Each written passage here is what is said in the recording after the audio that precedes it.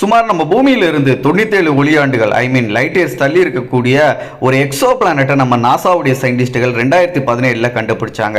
கண்டுபிடிக்கப்பட்ட அந்த எக்ஸோ பிளானட்ல அதோடைய தரைப்பகுதியிலையும் அதோடைய வளிமண்டலத்திலேயும் நீர் மூலக்கூறுகள் இருக்கிறதுக்கான சாத்தியக்கூறுகள் இருக்கு அப்படிங்கிற விஷயத்தையும் நாசா கெஸ் பண்ணாங்க. நீர் மூலக்கூறுகள் அதோடைய வளிமண்டலத்தில் இருக்கு அப்படிங்கிற பட்சத்தில் அந்த கிரகத்தில் மழைப்பொழிவு ஏற்படலாம் அப்படிங்கிற ஒரு எண்ணமும் ஒரு யோசனையும் சயின்டிஸ்டுகளோட மனசுல வந்திருக்கு. இந்த விஷயத்தை கேட்கும் போது பெருசா எந்த ஒரு ஆச்சரியமே இல்லையே. இதே மாதிரி நீர் மூலக்கூறு இருக்கக்கூடிய எக்ஸோ பிளானட்டுகளை நம்மளுடைய நாசாவுடைய சயின்டிஸ்டுகள் ஏற்கனவே நிறைய கண்டுபிடிச்சிருக்காங்களே அப்படின்னு நீங்க நினைக்கலாம். ஆனா இதுல கவனிக்க வேண்டிய விஷயம் என்னன்னா, நம்ம பூமியில இருந்து சுமார் 100 ஒளியாண்டுக்குள்ளேயே இருக்கக்கூடிய ஒரு எக்ஸோ பிளானட்ல நீர் மூலக்கூறுகள் இருக்கலாம் அப்படிங்கிற ஒரு எண்ணமும் ஒரு சாத்தியக்கூறும் இருக்கக்கூடிய விஷயங்களை நாசாவுடைய சயின்டிஸ்டுகள் இதுவரைக்கும் எந்த ஒரு பிளானட்லயே கண்டுபிடிக்கல. அதுக்கு பதிலா நூற்றுக்கணக்கான லைட் இயர்ஸ், ஏன் லட்சக்கணக்கான லைட் இயர்ஸ் தொலைவில் இருக்கக்கூடிய ஒரு எக்ஸோ பிளானட்ல மட்டும்தான் இந்த மாதிரி நீர் மூலக்கூறுகள் இருக்கக்கூடிய அந்த ஒரு விஷயத்தையும் தண்ணீர் இருக்கிறதுக்கான வாய்ப்புகளையும் கண்டுபிடிச்சிருக்காங்க. பட் 2017 நாசாவோட விஞ்ஞானிகள் கண்டுபிடிச்ச இந்த எக்ஸோ பிளானட் நம்மளோட பூமியில இருந்து வெறும் 93 ஒளியாண்டுகள் தொலைவில் தான் இருக்கு. அந்த எக்ஸோ பிளானட் தான் பூமிக்கு அடுத்தபடியா இருக்கக்கூடிய ஒரு எக்ஸோ பிளானட்ல, அதுவும் பக்கத்தில் இருக்கக்கூடிய எக்ஸோ பிளானட்ல நீர் இருக்கக்கூடிய வாய்ப்புகள் இருக்கு அப்படிங்கிற விஷயத்தை கண்டுபிடிச்ச முதல் கிரகமாகவும் இருக்கு. அப்படி அவங்க கண்டுபிடிச்ச கிரகம் என்ன, அந்த கிரகத்தில் இன்னும் என்னென்ன விஷயங்கள்லாம் நம்ம சயின்டிஸ்டுகள் கண்டுபிடிச்சாங்க அப்படிங்கிற எல்லா விஷயத்தையும் இந்த வீடியோல நம்ம டீட்டெயிலாக தெரிஞ்சுக்க போறோம். நம்ம சேகர் விஷன் சேனலுக்கு இதான் முதல் தடவை வந்திருக்கீங்கன்னா சேனல் சப்ஸ்கிரைப் பண்ணி பெல் நோட்டிஃபிகேஷன் கரெக்டாக செட் பண்ணி வச்சுக்கோங்க நண்பா. வீடியோ பார்த்து முடிச்சதுக்கப்புறம் வீடியோக்கு லைக் கொடுத்துருங்க. வெல்கம் பேக் ஆனது நியூ வீடியோ. நான் உங்கள் சேகர்.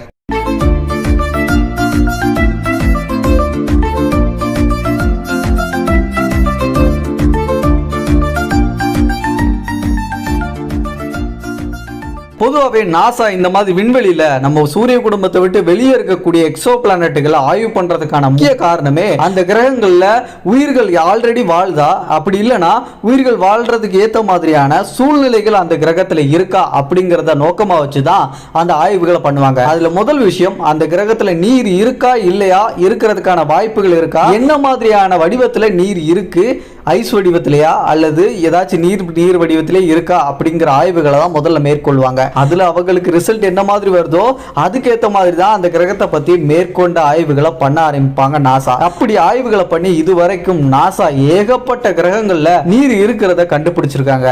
சொல்ல போனா நீரால் முழுமையா சூழப்பட்ட கிரகங்களை நாசா கண்டுபிடிச்சிருக்காங்க. நீர் உறைந்த நிலையில இருக்கக்கூடிய கிரகங்களை கண்டுபிடிச்சிருக்காங்க. சில நிலவுகள்ல கூட நீர் இருக்கிறதுக்கான தடயங்கள் இருக்கு அப்படின்னு சொல்லிட்டு நாசா கண்டுபிடிச்சிருக்காங்க.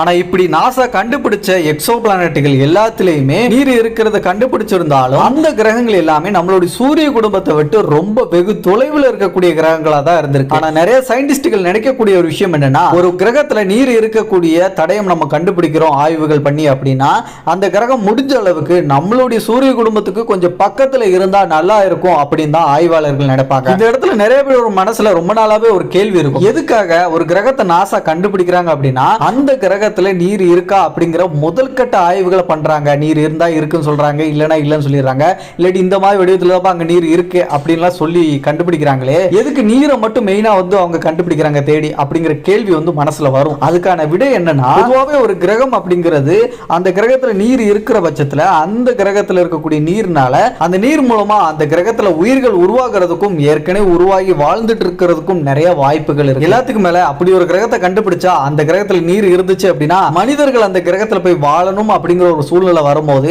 அந்த கிரகத்துல நீர் இருக்கக்கூடிய பட்சத்துல உயிர்கள் வாழ்றதுக்கு நீர் அப்படிங்கிறது ரொம்ப முக்கியம். சோ அந்த நீர் மூலமா மனிதர்களும் அங்க வாழ்றதுக்கு வாய்ப்புகள் நிறைய இருக்கும் அப்படிங்கிற ஒரு காரணத்தினாலதான் எந்த ஒரு புது கிரகத்தை கண்டுபிடிச்சாலும் அந்த கிரகத்துல முதல்ல அந்த கிரகத்துல நீர் இருக்குதா அப்படிங்கிற விஷயத்தை முதல்ல தெரிஞ்சுக்குவோம் அப்படின்னு சொல்லிட்டு அந்த ஆய்வுகளை நாசா முதல்ல பண்றதுக்கு ஒரு காரணமா இருக்கிறதும் இந்த விஷயங்கள் தான். ஆனா நாசா இந்த மாதிரி நீர் இருக்கக்கூடிய கிரகங்கள் சொல்லிட்டு சில கிரகங்களை கண்டுபிடிச்சிருந்தாலும் அந்த எக்ஸோ பிளானட்டுகள் எல்லாமே நம்மளுடைய சூரிய குடும்பத்தை விட்டு ரொம்ப தொலைவிலேயே கண்டுபிடிச்சுக்கிட்டு இருந்தாங்க. ஏதாச்சும் ஒரு கிரகம் நம்ம ஆய்வு பண்ணி சூரிய குடும்பத்துக்கு பக்கத்துல நீர் இருக்கக்கூடிய கிரகத்தை கண்டுபிடிச்சிட மாட்டோமா அப்படின்னு சொல்லிட்டு பல வருஷமா நாசா தொடர்ந்து ஆய்வுகளை பண்ணிக்கிட்டே இருந்தாங்க.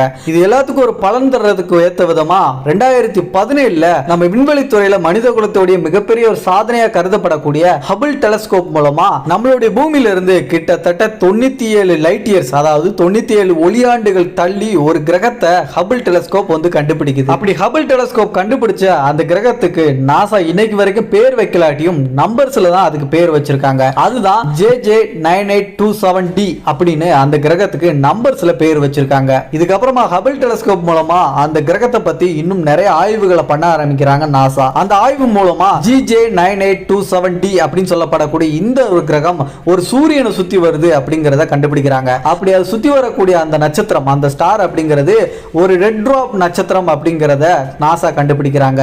இதை தொடர்ந்து அந்த நட்சத்திரத்துக்கும் JJ9827 அப்படின்னு சொல்லிட்டு அந்த நட்சத்திரத்துக்கு பேர் வைக்கிறாங்க. அதை தொடர்ந்து தான் இந்த நட்சத்திரத்தை சுத்தி வரக்கூடிய இந்த கிரகத்துக்கு JJ9827D அப்படின்னு அந்த கிரகத்துக்கும் பேர் வச்சாங்க. மேற்கொண்டு ஆய்வு பண்ணதுல இந்த கிரகத்தை பத்தி ஒரு பயங்கரமான விஷயம் நாசா கண்டுபிடிச்சாங்க. அப்படி என்ன கண்டுபிடிச்சாங்கன்னா, நம்மளுடைய சூரிய குடும்பத்தில் இருக்கக்கூடிய நம்ம பூமி நம்ம சூரியனை முழுசா சுத்தி வர்றதுக்கு ஒரு வருஷம் எடுத்துக்கும். அதாவது 365 நாள் எடுத்துக்கிறோம் நம்மளோட சூரியனை முழுசா நம்ம பூமி சுத்தி வர்றதுக்கு. ஆனா நாசா கண்டுபிடிச்ச இந்த JJ9827D அப்படி சொல்லப்படக்கூடிய இந்த கிரகம் அதோடைய நட்சத்திரத்தை முழுசா சுத்தி வர்றதுக்கு வெறும் 6.2 நாட்கள்லயே சுத்தி வந்துரும் அப்படின்னு கண்டுபிடிச்சிருக்காங்க.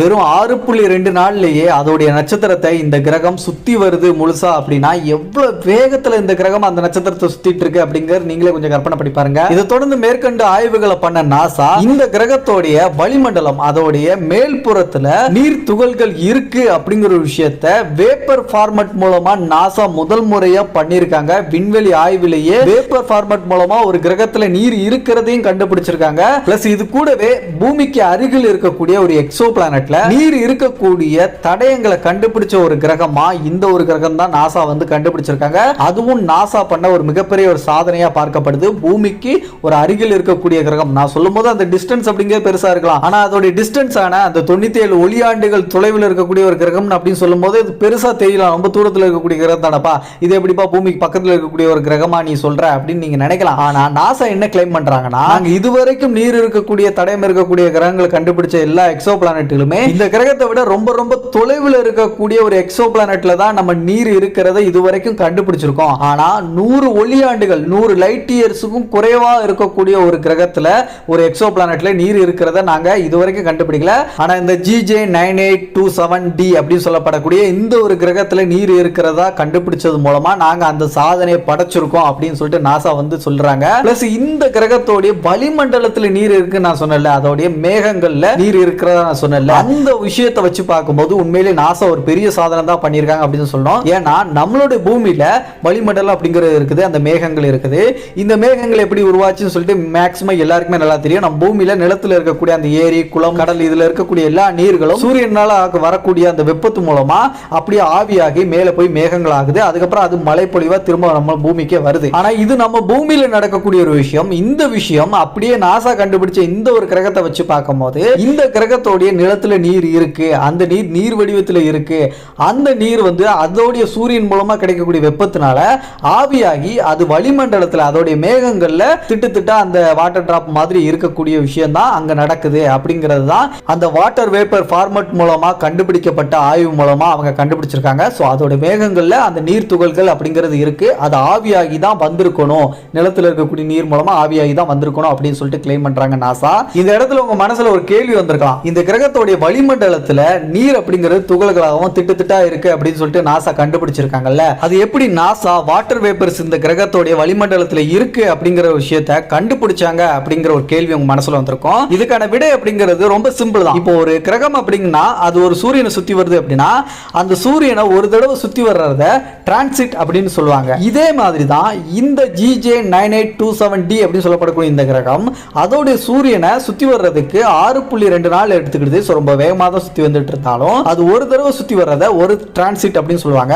இது நடக்கும் போது இயற்கையாவே நிறைமாலை அப்படிங்கிற ஒரு விஷயம் நடக்கும். அந்த நிறைமாலை நடக்கும் போது அந்த விஷயத்தை எல்லாத்தையுமே டேட்டாவா வந்து ஹபிள் டெலஸ்கோப் வந்து சேகரிச்சு அதை எர்த்துக்கு அனுப்பும். எர்த்துல இருக்கக்கூடிய ஆய்வாளர்கள் சயின்டிஸ்ட்கள் எல்லாருமே அதை பகுப்பாய்வு பண்ணி அதோடைய ரிசல்ட்டை வந்து ஃபைண்ட் இன் பண்ணுவாங்க.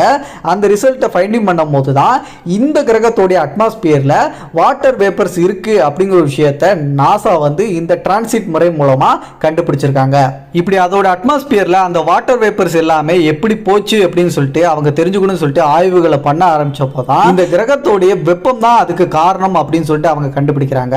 இந்த கிரகத்தை வீனஸோட ஒப்பிடுறாங்க. நம்மளுடைய சூரிய குடும்பத்திலேயே ரொம்ப வெப்பமா இருக்கக்கூடிய ஒரு கிரகம்னா அது வீனஸ் தான். அதே மாதிரி தான் இந்த GJ98270 அப்படின்னு சொல்லப்படக்கூடிய இந்த ஒரு கிரகமும் அதோட சூரியன்ல இருந்து வரக்கூடிய வெப்பத்தினால அது ரொம்ப சூடா இருக்கக்கூடிய ஒரு கிரகமா இருக்கு அப்படிங்கறத கண்டுபிடிச்சிருக்காங்க. எந்த அளவுக்கு வெப்பம் அப்படின்னா 400 டிகிரி வரைக்கும் அங்க வெப்பம் இருக்கலாம் அப்படின்னு சொல்லிட்டு விஞ்ஞானிகள் வந்து கெஸ் பண்றாங்க. இந்த ஒரு காரணத்தினால தான் அந்த வெப்பத்தினால அங்க இருக்கக்கூடிய நீர் அப்படிங்கிறது ஆவியாகி அதோடைய அட்மாஸ்பியருக்கு போகிறதுக்கு ஒரு காரணமா அமைஞ்சிருக்கு அப்படின்னு சொல்லிட்டு விஞ்ஞானிகள் வந்து கண்டுபிடிச்சிருக்காங்க.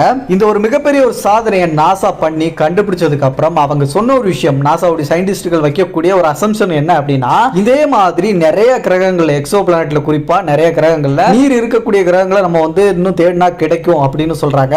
இதே மாதிரி நம்ம தொடர்ந்து நிறைய எக்ஸோ பிளானட்டுகளை ஆய்வு பண்ணோம் அப்படின்னா நீர் இருக்கக்கூடிய கிரகங்களை தாண்டி நிறைய விஷயங்களை நம்ம இன்னும் கண்டுபிடிக்கலாம் அப்படின்னு சொல்றாங்க. ஏன்னா நம்மளுடைய பிரபஞ்சத்துல இதுமே நீர் இருக்கக்கூடிய கிரகங்களை தாண்டி நிறைய இந்த கேலக்சில வைரங்கள் மட்டும் முழுசா நிரம்பி இருக்கக்கூடிய கிரகங்களா இருக்கட்டும், தங்கங்கள் நிரம்பி இருக்கக்கூடிய முழு கிரகங்களா இருக்கட்டும், இப்படி நிறைய வித்தியாசமான கிரகங்களை நம்ம வந்து கண்டுபிடிச்சிருக்கோம். இது மூலமா நம்ம புரிஞ்சுக்க வேண்டியது, இரவு நேரங்கள்ல அந்த இருள்ல நம்ம வானத்தை பார்க்கும்போது அந்த விண்வெளியோட அழகை ரசிச்சுட்டு இருக்கோம். ஆனா அந்த மொத்த இருள் வானத்திலையும் நம்மளுக்கு இதுவரைக்கும் கேள்விப்படாத மர்மங்களும் சரி, விடை தெரியாத சில விஷயங்களும் சரி, எல்லாமே அந்த ஒரு இருளுக்குள்ளதான் ஒளிஞ்சிட்டு இருக்கு அப்படிங்கறதா உண்மை. இந்த மாதிரி ஸ்பேஸ் சம்பந்தமான விஷயங்களா இருக்கட்டும், உங்களுடைய அறிவை வளர்த்துக்கக்கூடிய நிறைய அறிவுபூர்வமான இன்ஃபர்மேஷன், இது எல்லாத்தையும் நீங்க தெரிஞ்சுக்கணும் அப்படின்னா நம்ம சேகர் விசன் சேனலை சப்ஸ்கிரைப் பண்ணி வச்சுக்கோங்க. கூடவே பெல் நோட்டிஃபிகேஷனை கரெக்டாக செட் பண்ணி வச்சா மட்டும்தான் நம்ம வீடியோஸ் எல்லாத்தையும் நீங்கள் மிஸ் பண்ணால் பார்க்க முடியும். இந்த வீடியோ பிடிச்சிருந்துச்சு, யூஸ்ஃபுல்லாக இருந்துச்சு அப்படின்னா வீடியோக்கு ஒரு லைக் கொடுத்துருங்க நண்பா. மற்ற வீடியோஸை பார்க்கணும்னா மேலே ஐக்கான் லிங்க் கொடுத்துருக்கேன், செக் பண்ணிக்கோங்க. அடுத்த ஒரு நல்ல தகவலோட நான் உங்களை சந்திக்கும் வரை நான் உங்கள் சேகர். Bye bye.